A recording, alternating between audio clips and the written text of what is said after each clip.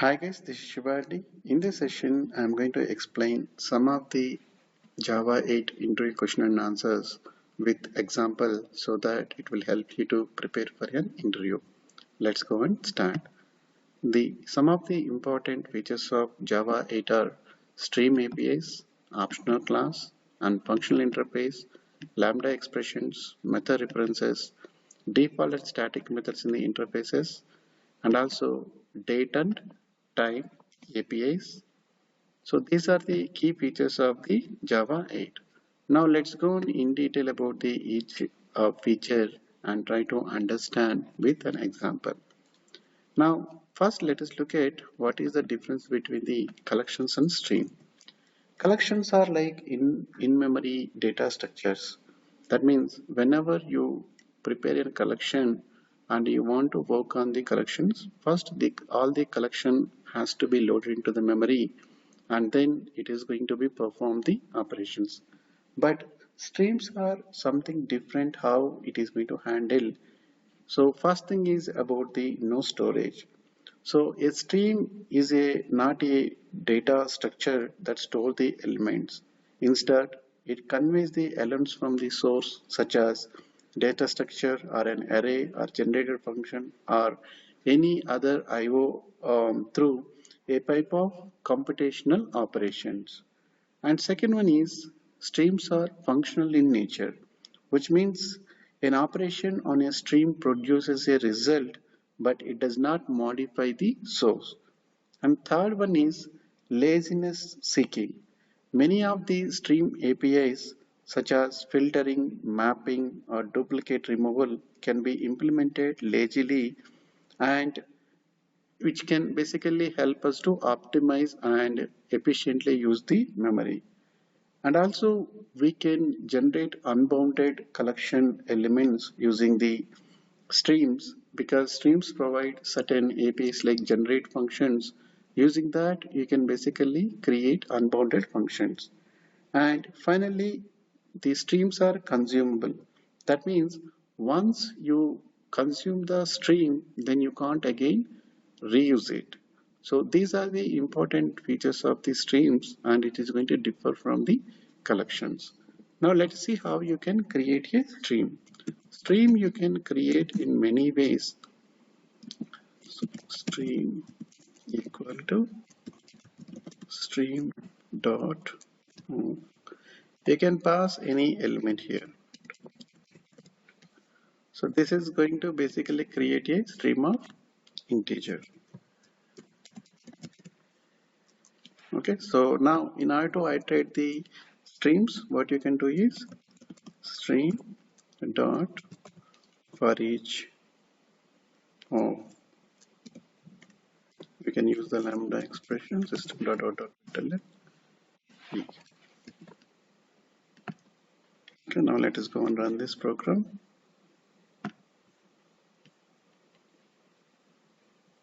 Okay, it is going to print the 1 to 5 elements. And similarly, if you have list of strings, let's say list of string names equal to new array list.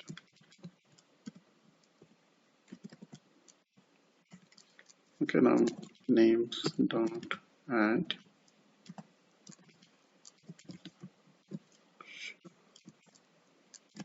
names dot add names dot add let's say Ravi. Now I added 3 names to the list. Now what you can do is let us import from array list here.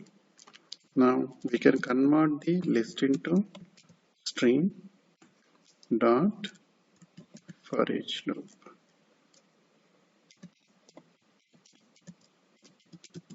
So sort of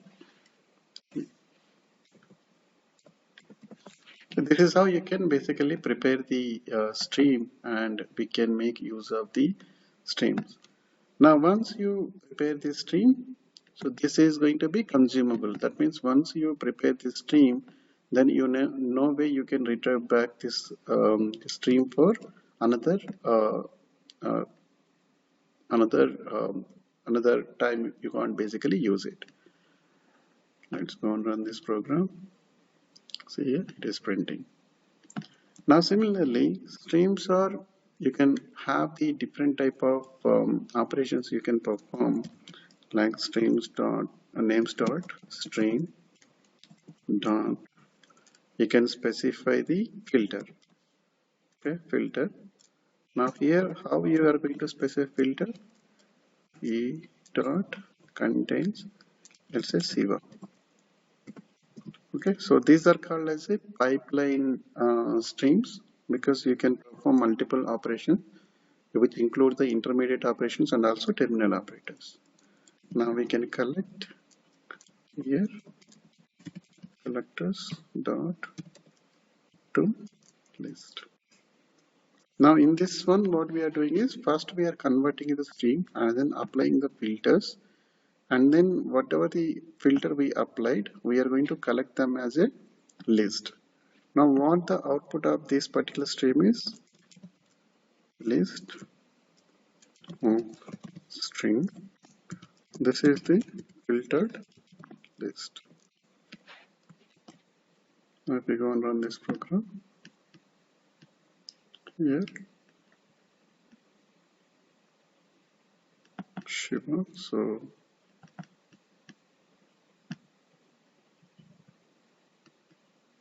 sorry, let us print this code. Now I can use filtered list dot for each set. So just to make a difference here, put filtered list.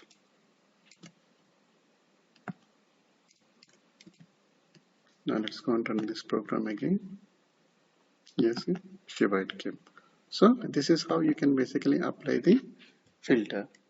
Now if you want to apply the sorting, right, what you can do is names dot stream dot sorted, because this is the directory stream. Sorted dot collect, and then we can specify collectors dot to list. Okay, this is the list of stream sorted list. Now if you can go ahead and build the sorted list, sorted list,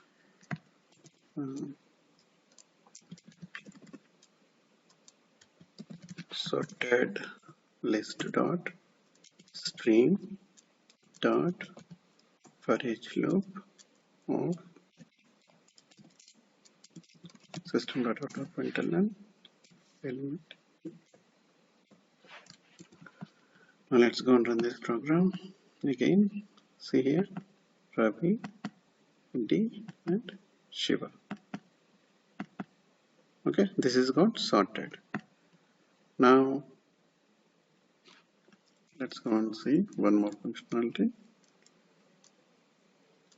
Names dot stream dot, and if you want to set if there is any match is found or not, then you can specify any match e lambda expression e dot contains Shiva. This is basically going to return us the true or false.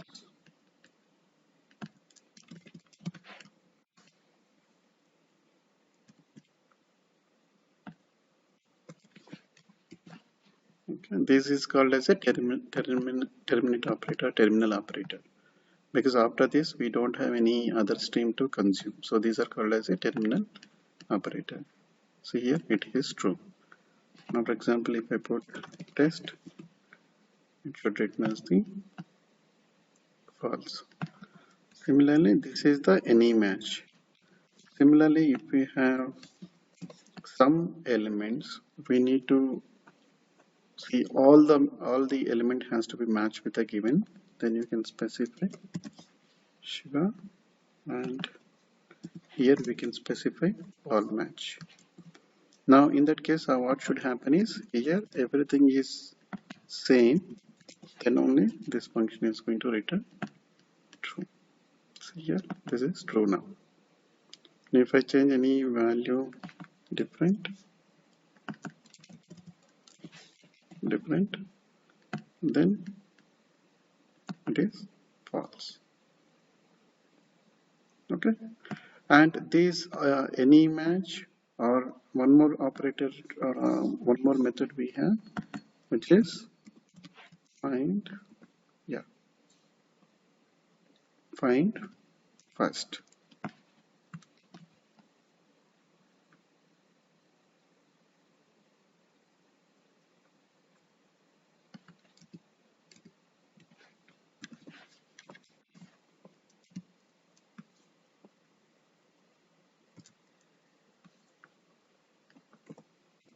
After you apply this one, what you can do is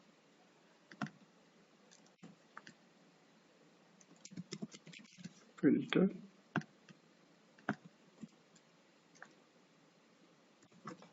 dot find first.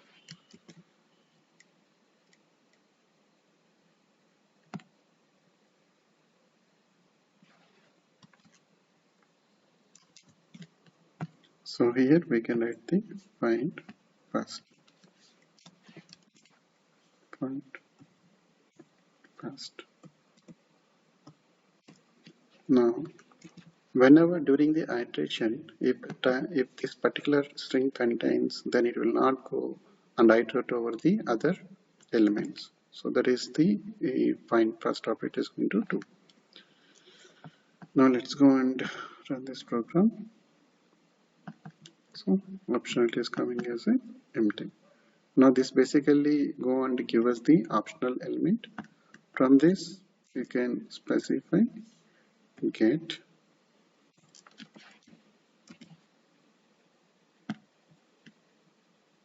okay, which is basically null because test does not contain in the given names list.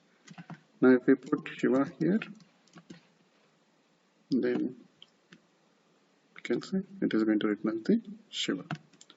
So these are the some of the methods which are going to help us to find the given element is matching with the within the given stream elements. Okay, and then we have one more concept here which is called as a parallel streams. Now when we are going to use the parallel streams is, let's say you are iterating over the huge collection of elements like 1 million or 2 million, then collections iterates over the sequential fashion, so it is going to take a lot of time. But in order to improve the performance, you can go for the parallel streams. Now how we can get the parallel stream is list dot parallel stream dot for each, and you can specify the element here. But here, whenever you are using the parallel streams, performance is going to be high, but it will not basically provide you the insertion or sorted order, because parallel streams use the multi-threading concept to iterate over the collection, iterate over the elements.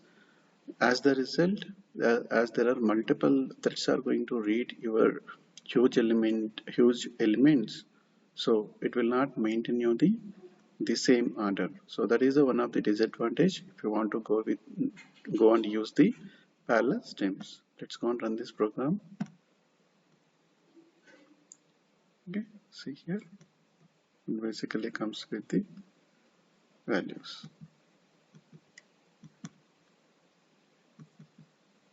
Okay, Now this is how you are going to use the parallel streams.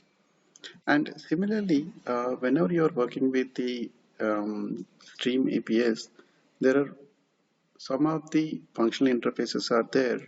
So, and functional interface is contains exactly one abstract method.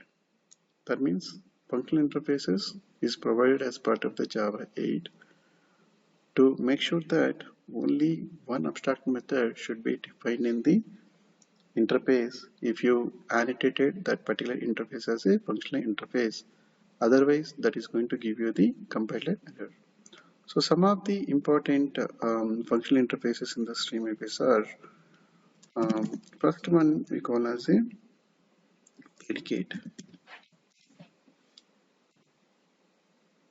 Okay, now in the case of predicate, it is going to evaluate, take the given type and it returns either true or false. The predicate generally used for conditional purpose. Now, for example, if you see here, whenever we are filtering the data, we apply the filter. That means it basically takes the one particular type and check the condition, and this is going to return true or false. That is called as a predicate. And the second important functional interface is we have seen the predicate, and next one is the consumer. Consumer.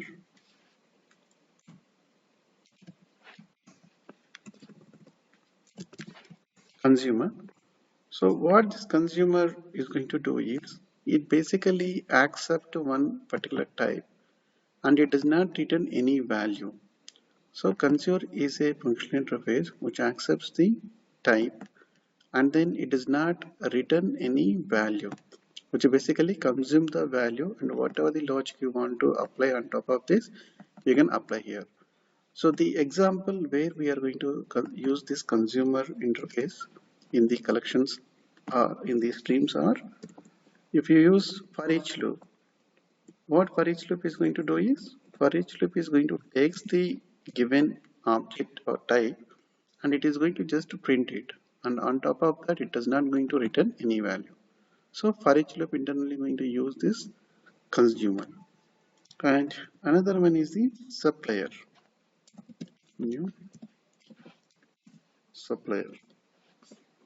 So supplier what is going to do is, supplier is going does not take any value, but it is going to return the given type or the object.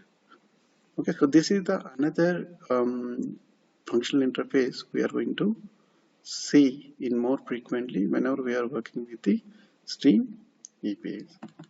So supplier, and then final one is the function. So new function, and function is going to take the particular type and then it is going to return the value.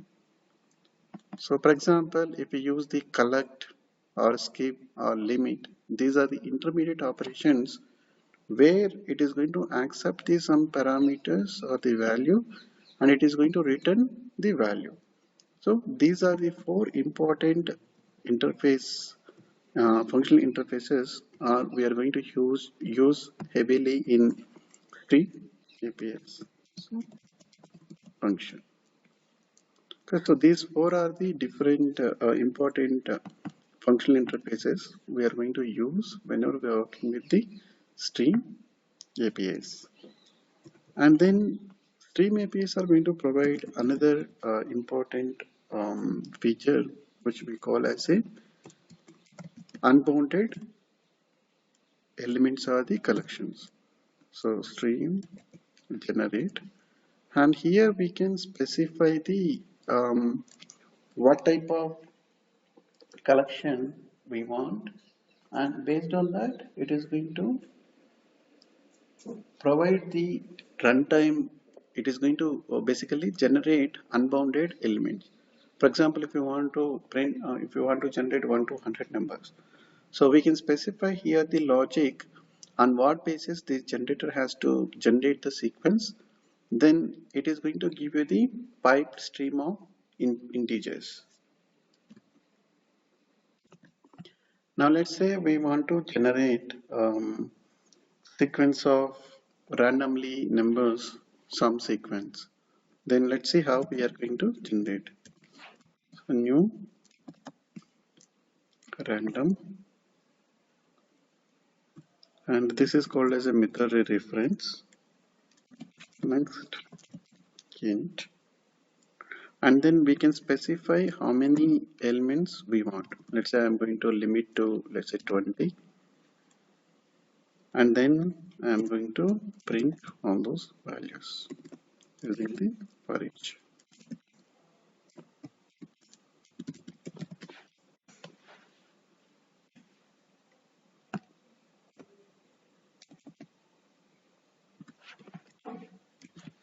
Okay, now let's go and run this program and see what it is going to generate. See here, which is basically generating the unbounded collections. So we need to just specify the criteria here on what basis we want the stream API to generate the value, then automatically this is going to generate it. And we have another one using the stream dot iterator, which is also used basically for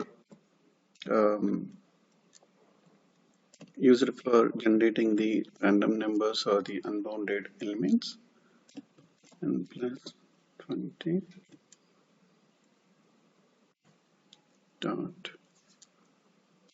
limit, let's say 20 dot for each. So dot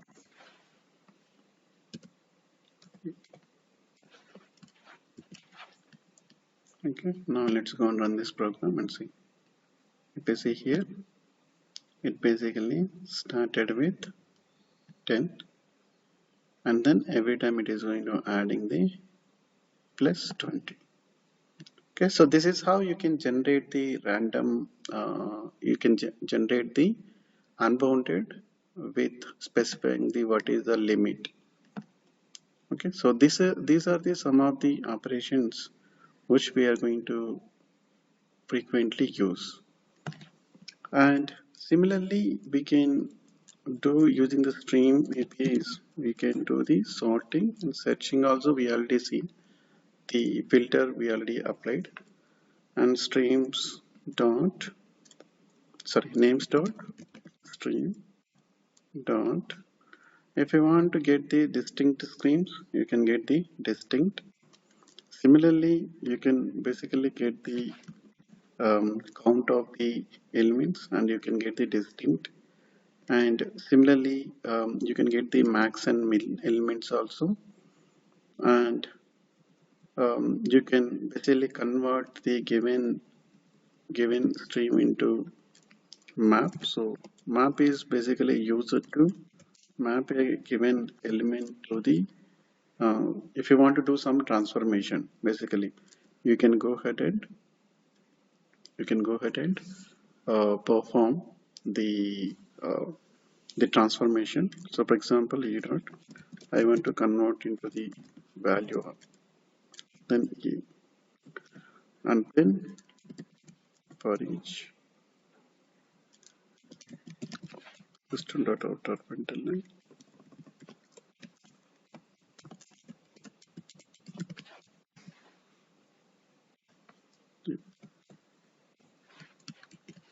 Okay, so for example, take a scenario. Here we have defined the names as a string. Let's say you have some integers. Now you want to convert that integer to the some transformation of a string. Then like this you can use map.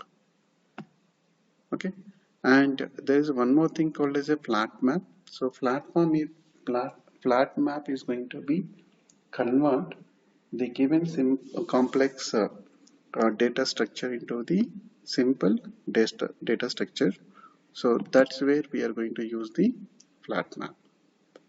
Okay, so these are the some of the important questions they may ask you whenever um, during the interview. So please practice these questions well on these topics. And then let's go with the optional. Optional is one of the important feature available as part of the Java 8. So if you prior to the Java 8, if you want to basically check the null condition, then ideally what we are going to do is we are going to check whether the object is null or not. By mistake, if you don't check the null condition during the runtime, you are going to face the null pointer exception. So in order to avoid those type of null pointer exceptions, Java 8 provide a optional class which is going to be wrapped um, around the value of the object. So by using this optional, there are certain methods like isPresent, get. Using that, you are going to check the API automatically takes care of null condition, and so that we can avoid the null pointer exception during the later stages of the tag. How we are going to create the optional for your object is optional equal to optional dot of. You can specify any of the object here, either it could be user defined object or it could be string, anything you can specify here. I'm saying just giving the text. Now by using this optional object, now we can check whether the optional contains C value or not. So optional dot is empty, you can check.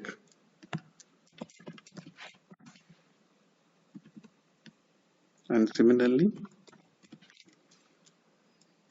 system.out.println optional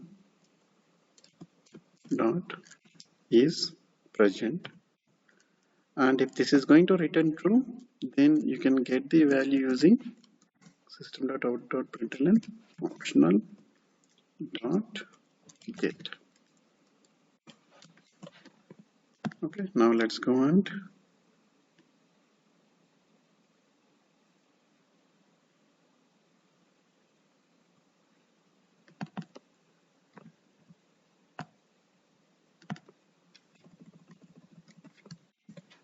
Optional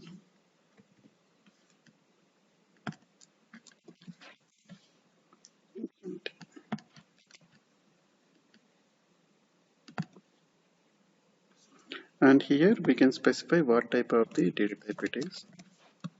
So it is a string, but now let us comment at this and let's go on. See here, both are, this one is true because value is present. Next one is the what is the value you are going to get is the get. Now for example, if you are going to set option of null, what is going to happen here is if you are trying to basically create null for the optional, it is going to throw the null pointer exception. Now if I go and run this program, you will see null pointer exception are thrown. Now in order to avoid these things, if you want to create option on the nullable object, then you have to do optional of nullable. Okay, and then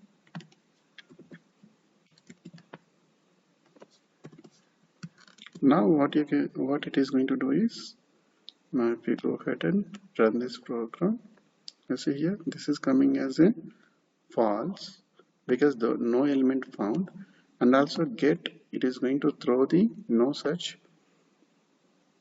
element exception because we are trying to get an object, or you are trying to get from the optional where it is initialized with the null. Okay, now for example, is present. One more method we have, optional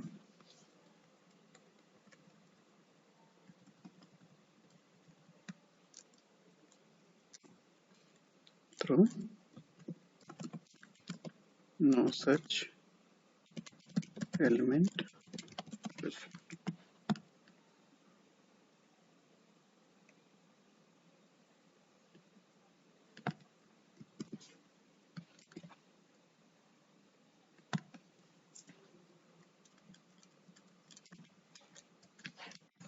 Yes, is present dot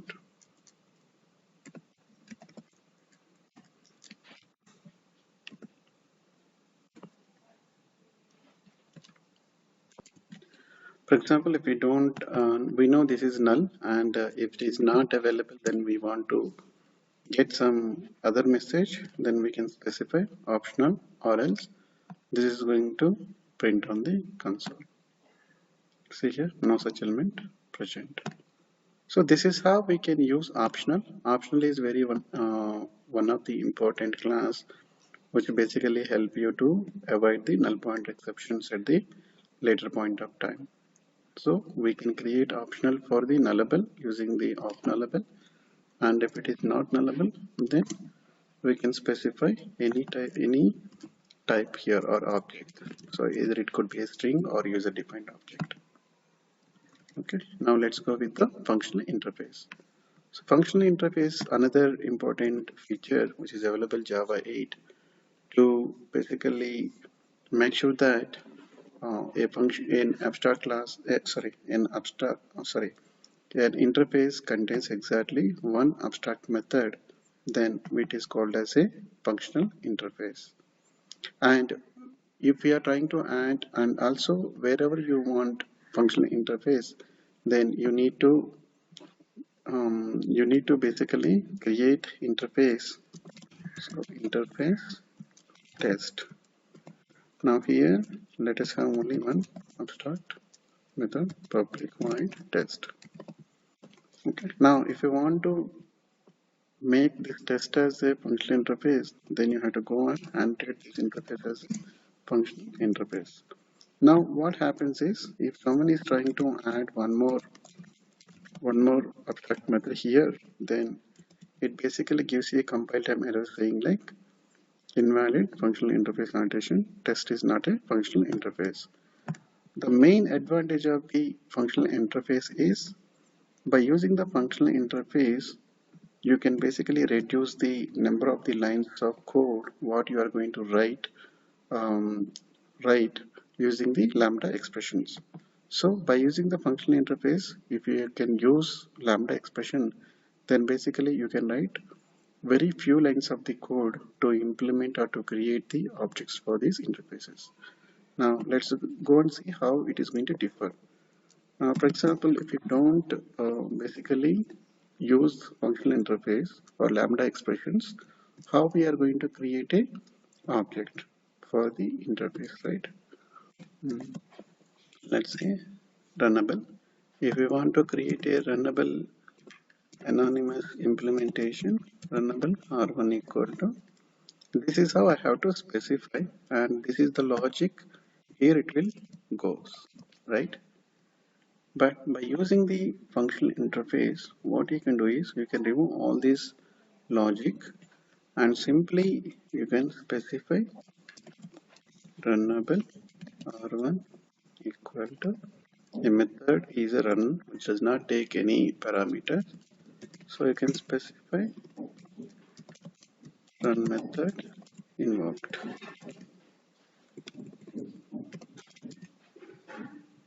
Okay, so this is how you can simply reduce lot of code. How we are going, if we are going to use the functional interface. So runnable is a one functional interface. This is the existing functional interface. When I say functional interface, it contains only one abstract method. Similarly, we also have clonable is also having single abstract method. Similarly, callable is another functional interface. And one more we have comparable. It's also one existing functional interface, because these are the interface contains exactly one abstract method. Okay. Now, functional interface, what is the main advantage of the functional interface?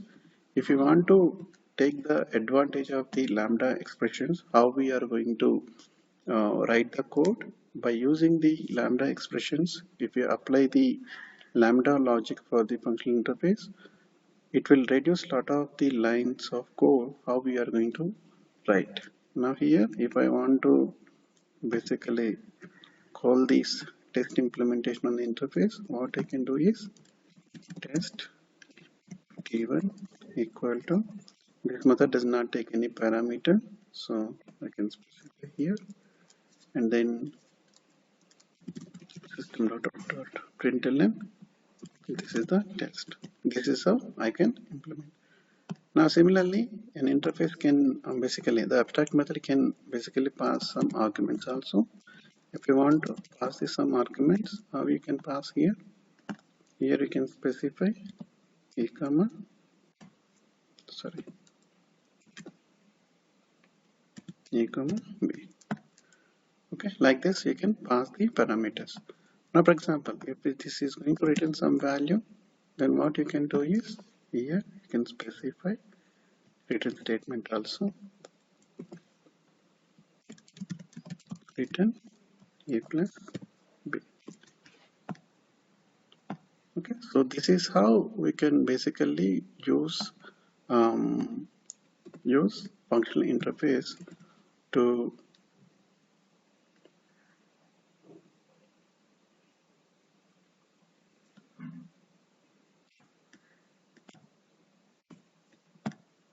okay, so this is how you are going to use the functional interfaces while implementing the interfaces. So earlier, if you want to create a runnable objects, you have to basically create a anonymous implementation and you have to override the run method. But by using the functional interface along with the lambda expressions, it reduces the lot of code. Okay, now let's go with the lambda expressions. As I already explained, lambda expressions brings the function programming for the Java language, and you can basically pass lambda expression as a code to the other method or an object, and which internally going to help you to reduce the number of lines how you are going to write the code. Especially whenever you are going to write the stream APIs, there you always use the lambda expressions to call our stream APIs like filters or the predicates or any other functions what you are going to call here. Internally, we are going to have the functional interface. On top of the functional interface, you are going to apply the lambda expressions, which reduces the number of the lines of the code, how you write the code, how you write the program.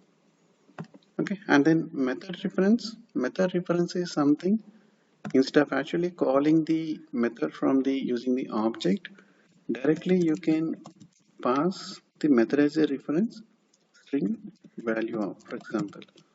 Earlier, if you see here, right, here we are using the um, string dot value of here, right? Instead of that, we can directly call this as.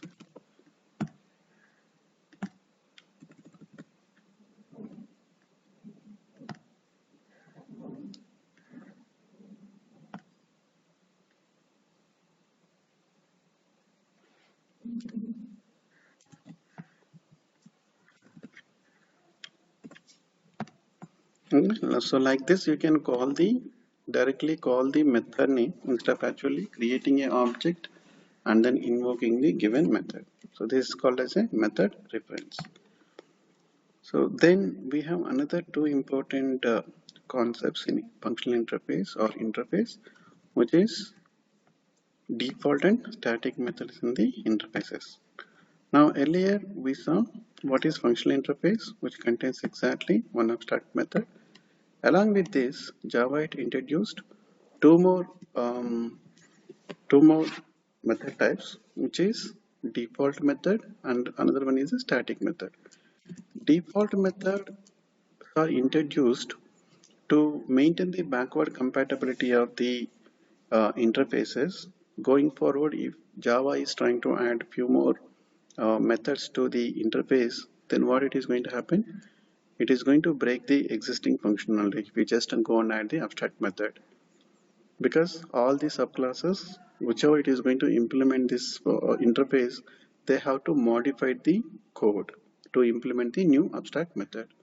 So to avoid such scenario, what Java 8 introduced is, they introduced the concept of the default methods, which is you can basically provide the concrete method, but in the signature we have to specify default.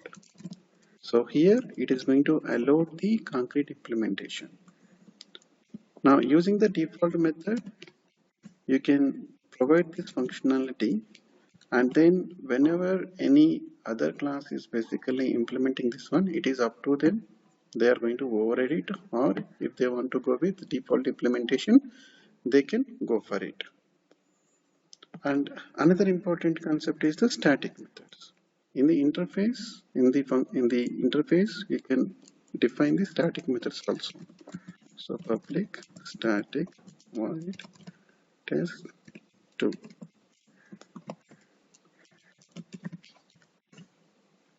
Okay, test2.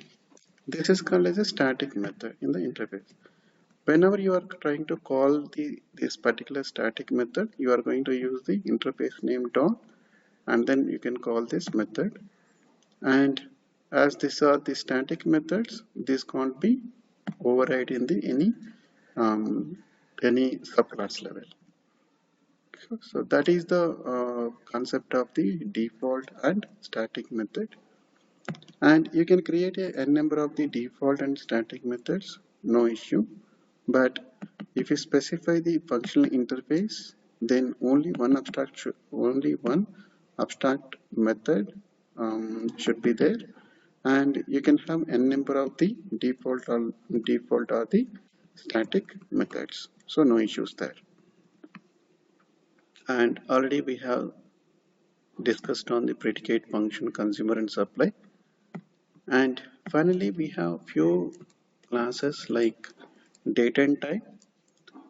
If you know prior to Java 8, like in order to basically work with the date and times, we need to use lot of APIs like java.util package is there, and then .sql package is there. In that we have multiple classes and APIs to work with the date and time.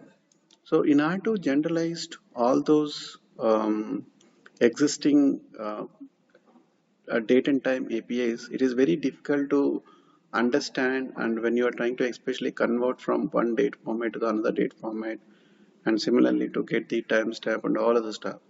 That's the reason Java 8, they introduced the concept of the date and time APIs in the separate package,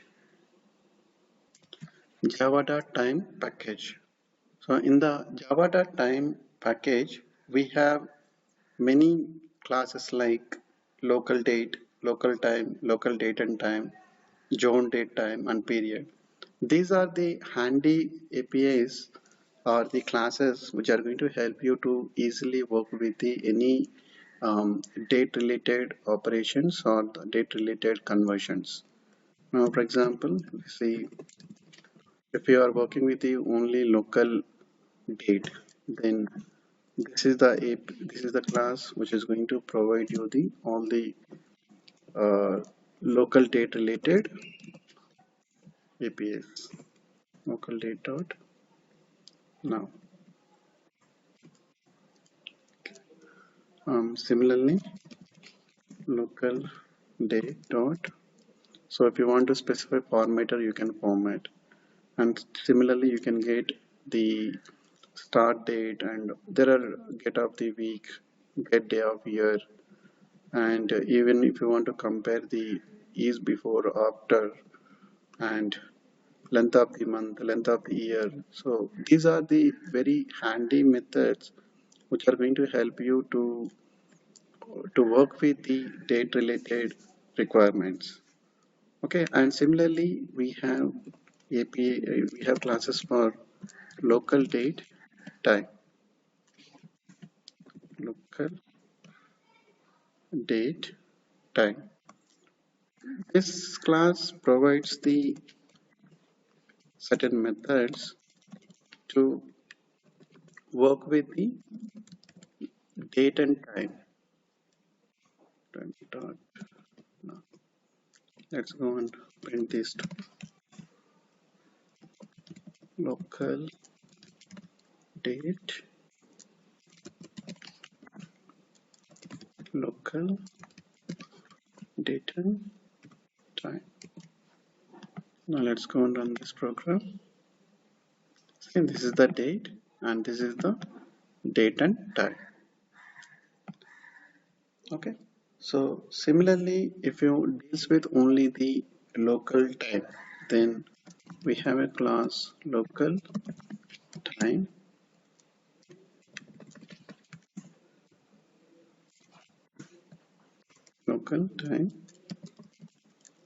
equal to local time dot. Now let us print the time. Now let's go ahead and run this program again. See here, it deals only with the time. So we have separate class for date, we have separate class for the date and time, and we have separate class for time. And also when you deals with the time, and if you want more control over the time, then you will have some handy methods here. If you see, all these are handy methods: get hour, get minute, get nano, get second. And if you want to compare the times also, it is going to provide is after, is before, and also nano of a day to second of the day. So these are the some of the handy methods which are available while working with the local time. And also if you are more focus or you have a more requirement towards the zoned date and time, then we have separate class for that, that is zone date and time. So date and time equal to